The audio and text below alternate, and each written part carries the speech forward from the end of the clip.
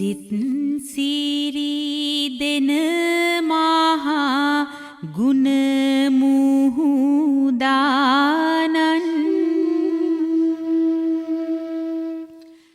සත් හටවන භව දුකට වේදානන් තිත් ගානාදුරු දුරලන දීනිදානන්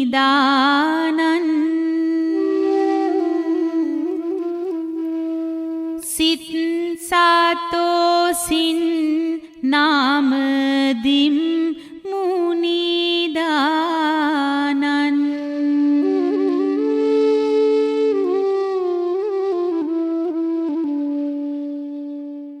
ස්වාමීනී භාග්‍යවත් බුදුරජාණන් වහන්ස ඇයි අනාථ පිණ්ඩික සිටුතුමනි කුමක්ද ඔබගේ ප්‍රශ්නය?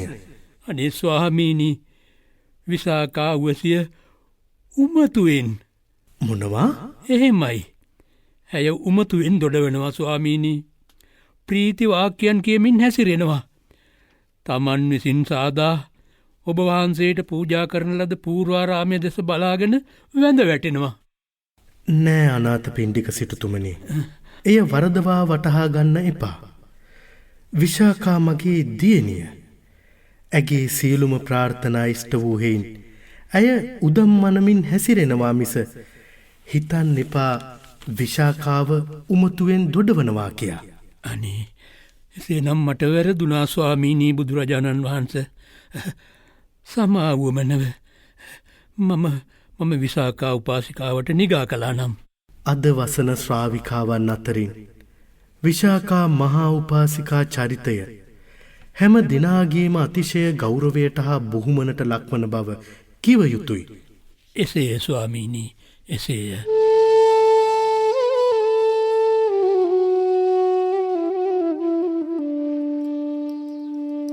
යස පුරනිකාවන්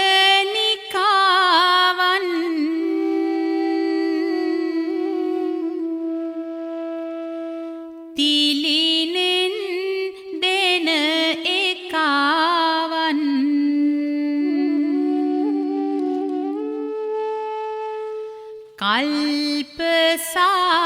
කල්පසාකාවන්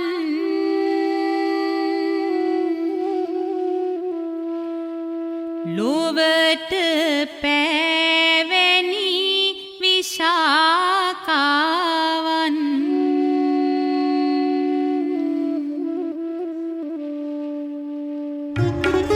විශාකා මහා චරිතාපදානය. විශාකා මහා චරිතාපදානය.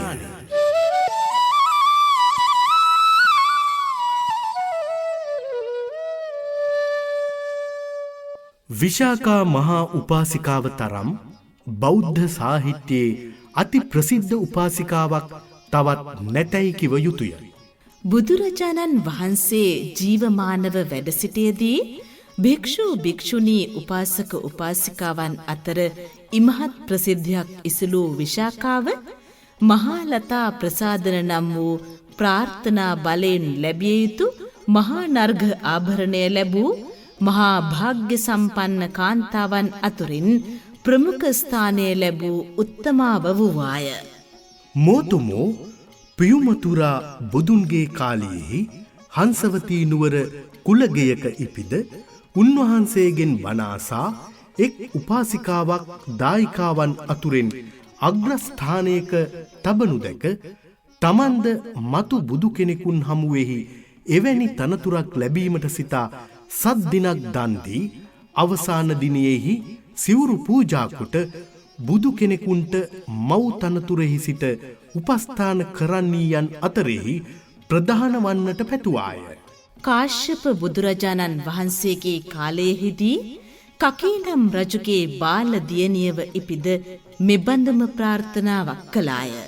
අපේ බුදුරජාණන් වහන්සේ කාලයේදී මෙන්ඩක සිටුවරයාගේ පුත්‍ර ධනංජය හා සුමනාවගේ දියණිය වූවාය.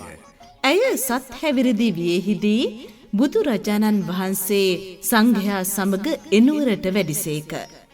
මේ ආරංචිය ඇසූ මෙණ්ඩක සිටුතුමා සත් හැවිරිදි විශාකාව සමග විහාරයට ගොස් බණ අසා සෝවාන් විය. මෙණ්ඩක සිටුතුමා පමණක් නොව සත් හැවිරිදි විශාකාවන්ද සෝවාන් වූවාය. දෙසක්තොරණේ අංක 1 දරන රූපරාමුව අපට පෙන්වා දෙන්නේ මෙණ්ඩක සිටුතුමා සහ සත් හැවිරිදි විශාකා දැරිවිය එදා බුදුන් වහන්සේ වෙතින් බණ ඇසූ අන්දමයි.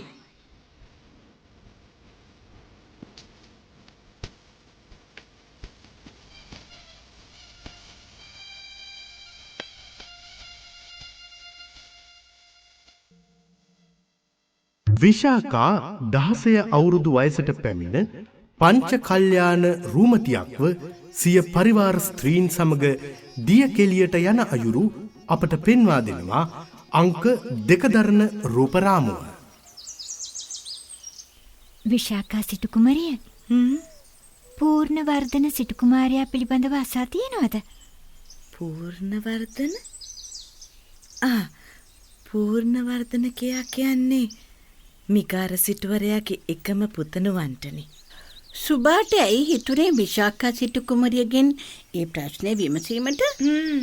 ශාන්තිත් අහලා තියෙනවද පූර්ණවර්ධන සිටු කුමාරයා ගැන? ඔව්. සුභා තරමටම මමත් දැන සිටින්නේ පූර්ණවර්ධන සිටු කුමාරයා ගැන. සුභා, ශාන්ති. ඇයි මේ දෙදෙනම දිය කෙලියට යන ගමනේදී මගෙන් පූර්ණවර්ධන කුමරු පිළිබඳව විමසන්නේ? ඒ කුමාරයාට විවාහයක් කර දෙන්නලු දෙමාපියන්ගේ උත්සාහය. නමුත් පූර්ණවර්ධන කුමාරයා කියා සිටිනවලු පංච කල්යාණියක් මිස වෙන කිසිම කෙනෙක් සමග විවාහ නොවන බව. ඉතින් පූර්ණවර්ධන සිටු කුමාරයාගේ මව්පිය රට හැම අතකටම බමුණන් යවවලු පංච කල්යාණියක් සොයන්න. අපි ප්‍රාර්ථනා කරමු බමුණන්ගේ උත්සාහය සාර්ථක වෙන්නට කියලා. කතා මැද අපි ළඟා වුණා ගංගිරට. අංක 3 දරන රූපරාමුවෙන් අපට දර්ශනය කරවන්නේ මිගාර සිටුවරයා සහ බිරිඳ සුමනා දේවී සිය පුත්‍ර පූර්ණවර්ධන තරුණ සිටුවරයාට විවාහයක් කර දීම පිළිබඳව සාකච්ඡා කළ අන්දමයි.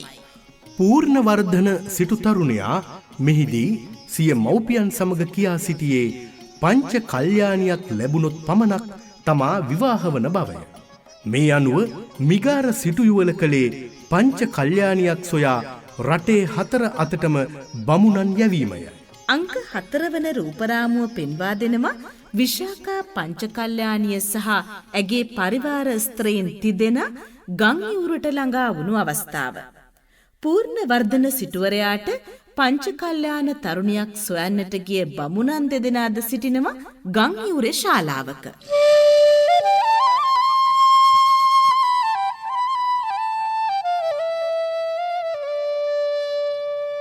වැස්සා මහා වැස්සක් ගඟ කලඹවන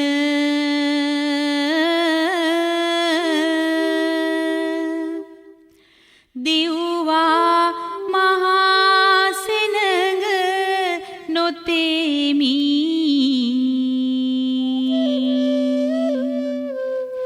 සිටින මෙන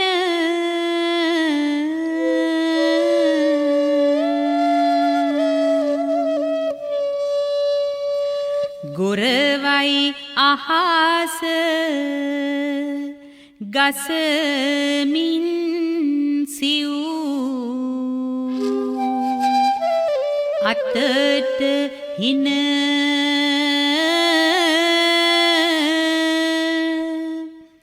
පස්වන රූපරාමුව දෙස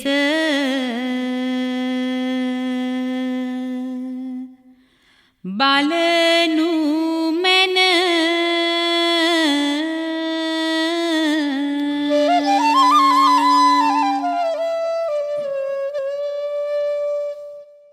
කොයි කවුරු වැස්සට නොතෙමෙන්න හිතාගෙන ගංගිවුරේ ශාලාවට දිව්වත් පංචකල්යාණ විශාකා කළේ වැස්සට තෙමෙමින් සංසුන් ගමනින් හෙමින් ශාලාව තුළට පිවිසීමය.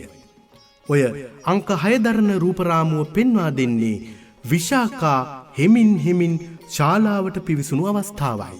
බමුණෝ විශාකාවන්ගේ දන්ත කල්යාණය හැරෙන්නට කේශ කල්යාණය, මාංශ, චවි කල්යාණ සහ වයස් කල්යාණ දැකීමෙන් ඉමහත් සතුටට පත් වූහ. දන්ත කල්යාණය බැලීමට නම් විශාකාව ලවා කතා කරවිය යුතුය. ඊට උපක්‍රමයක් යෙදූ බමුණෝ විශාකාවට දොස් කීමට වූහ. බලන්න අංක 7 දරන සිතුවම දෙස.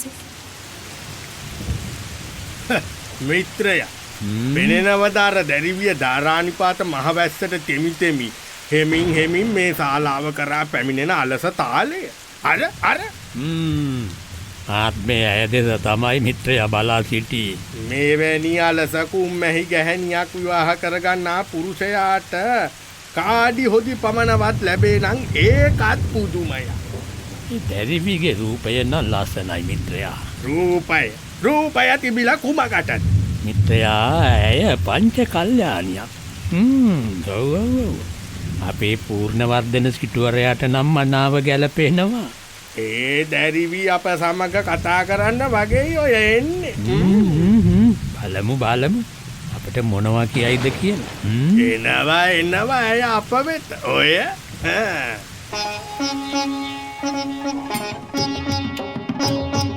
බමුණන්ගේ කතාවට සවන් දී සිටි විශාකා තමන් එම වැස්සට තෙමෙමින් හෙමින් සීරුවේ ශාලාව වෙත පැමිණීමට හේතුව විස්තර කරන්නට වූවාය.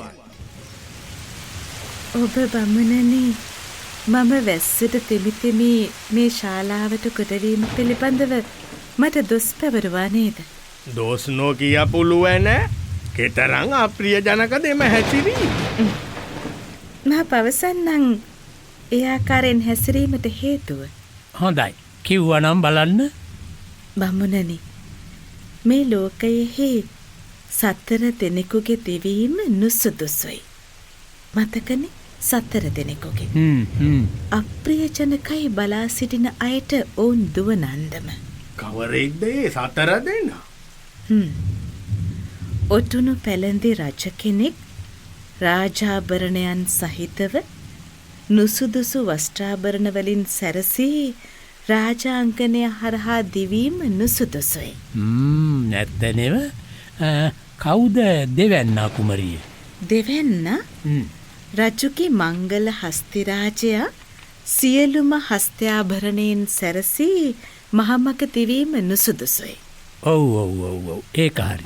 එතකොට පැවිදි උතුමෙකු පැවිදි බව පිළිබඳව නොසිතා දිවීමත් නුසුදුසුයි. එපරිත්තෙන්මයි බමුණනි ස්ත්‍රියකගේ දිවීමද නුසුදුසුයි. අගේ මේ කුමරිය හමුවීම සතුට ලක්ෂයක් වටිනා මේ රම්මාලය අපි ඔබතුමියගේ කර පළඳන්නේ පූර්ණවර්ධන සිටුතුමාගේ නමින්. හොඳයි බමුණනි, මා මේ රන්මාලය සතුටින් භාරගත් බව පූර්ණවර්ධන සිටුතුමාට පවසන්න. හොඳයි.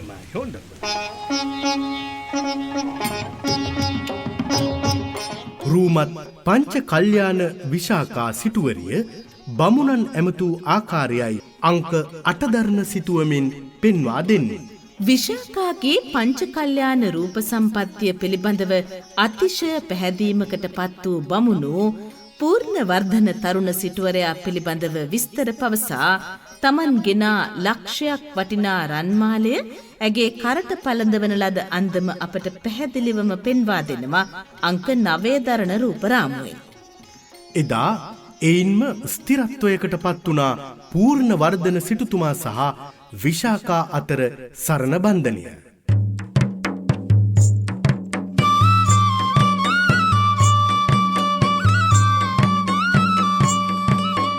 විසානකක ඇඳි පට සලුවක් ලෙස ඈතට පෙනේය. සත් ඇවිරිදි විශාකාට සෝවාන් ඵල හිමි වුණේය. විශාකාගේ දන්ත කේස මංසවය පංච කලන දුටුවා පමණයි බමුණු ඌවහ එක දිගට චලන ඉතා මිහිරි වූ ඇගේ කටහඬ බමුණන් මවිත කළා සමහරු ඇය දෙස බැලුවේ ආදරයෙන් පුදුම වෙලා පූර්ණවර්ධන සිටු හා විශාකාව සරණ බැඳී ආදරයක් පිළිසිඳ ඇත දැනටම ඒ දෙදෙන හදේ විශාකා සිටුවරියගේ විවාහ උළෙල එන්නම ලං වුණා. සිටුමැදුරේ අසුනක විශාකා වාඩි කරවාගත් ධනංජය සිටු ඇයට අවවාද දෙන අයුරුයි අංක 10 දරන රූපරාමුවෙන් අපට පෙන්වා දෙනු ලබන්නේ. දියණිය පියාණනි නුඹ හෙට ස්වාමි කුලයකට යන බව සිහි තබාගත යුතුයි. එසේ ඒ නිසා මම අවවාද වශයෙන් නුඹට කරුණු 10ක් ප්‍රකාශ කරනවා. ආගේ පවසන්න පියාණනි පවසන්න. මෙයයි දියණියේ ඇතුළත ගිනි කිසි විටකත් පිටතට නොදිය යුතුයි. ඒ වගේම පිටත ගිනි ඇතුළට නොගත යුතුයි. දෙන පුද්ගලයාටම දිය යුතුයි. නොදෙන පුද්ගලයාට නොදිය යුතුයි. මතකද? එහෙමයි. ඇතුළත ගිනි කිසි විටකත් පිටතට නොදිය යුතුයි. පිටත ගිනි ඇතුළට නොගත යුතුයි. හරි. දෙන පුද්ගලයාටම දිය යුතුයි. නොදෙන පුද්ගලයාට නොදිය යුතුයි. වටහා ගත්තා. එහෙමයි. දෙන තැනැත්තාටත් නොදෙන තැනැත්තාටත් දිය යුතුයි. එසේම සුවසේ හිඳිය යුතුයි. සුවසේ අනුභව කළ යුතුයි. සුවසේ සයනය කළ යුතුයි. ගිනි දෙවියන් පිදිය යුතුයි. එසේම ඇතුළත දෙවියන් පිදීමද කළ යුතුයි. පියාණනි මම ඒ අවවාද 10 දිවි හිමියෙන් පිළිපදිනවා.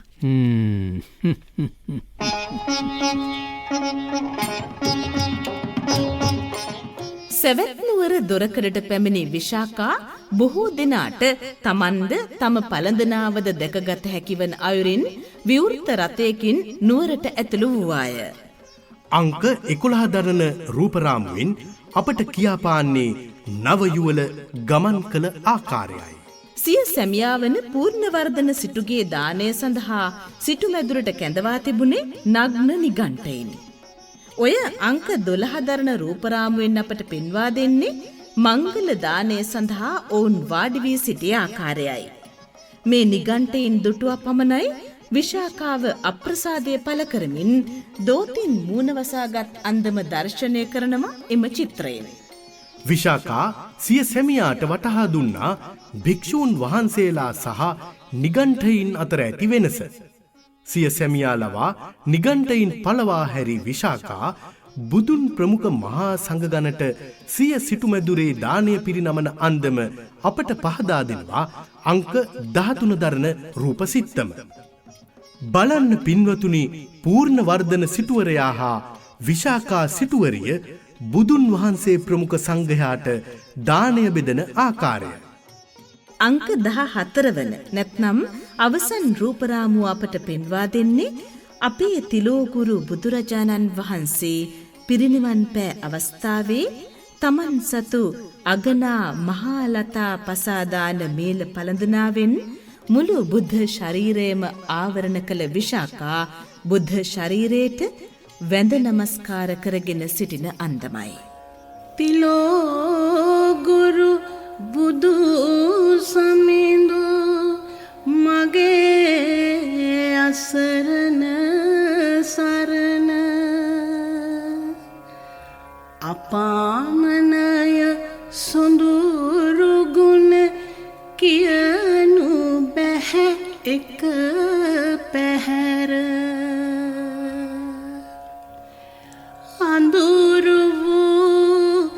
සසර මැද උදාවුණු හිරුසේය කතර මැද අගා දෙක අමා විලවනසේක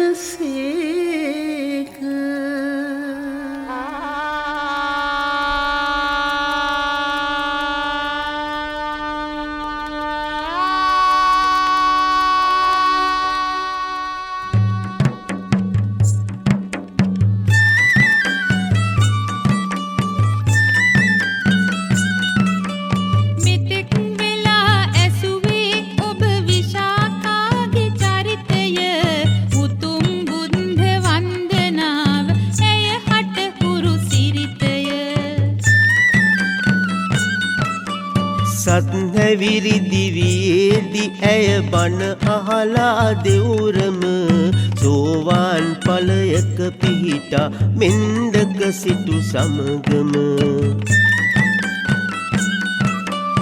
උපාසිකාවක් වූවා ලලනා ලොව හෙළි කළ මෙතෙක් වෙලා අපි කීවේ ඇගේ සුන්දර සුළමුල